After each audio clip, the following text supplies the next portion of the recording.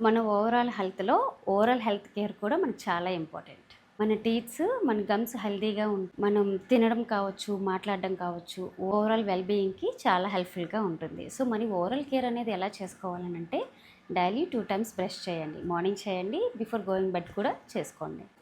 Between teeth అంటే పంటికి, పట్టికి మధ్యన గ్యాప్స్ అనేది ఉంటది కదా! దాన్ని కూడా క్లీన్ చేస్తూ ఉండండి. షుగర్ తీసుకోవడం ఫ్రీక్వెన్సీని తగ్గించండి. అంటే షుగరీ స్వీట్స్, సాఫ్ట్ డ్రింక్స్ తీసుకోవడం తగ్గించండి. ఎందుకంటే ఇవి ఎక్కువగా తీసుకుంటే టూత్ డికే అయిపోతుందనమాట. అంటే పళ్ళు అరిగిపోతూ ఉంటాయి తొందరగా. ఇక వాటర్ ఎక్కువ తీసుకోండి. వాటర్ అనేది మన మౌత్‌ని చాలా హైడ్రేటెడ్‌గా ఉంచడంలో చాలా యూస్‌ఫుల్‌గా ఉంటుంది. అలాగే స్మోకింగ్ చేయడం అనేది అవాయిడ్ చేయండి. ఆల్కహాల్ కూడా లిమిట్ తగ్గించండి. స్మోకింగ్ చేయడం వలన ఏంటంటే ఎక్కువగా ఓరల్ క్యాన్సర్ వచ్చే రిస్క్ అనేది ఎక్కువగా ఉంటుంది. సో, రెగ్యులర్‌గా కూడా డెంటల్ చెకప్స్ అనేది చేసుకుంటూ ఉండండి.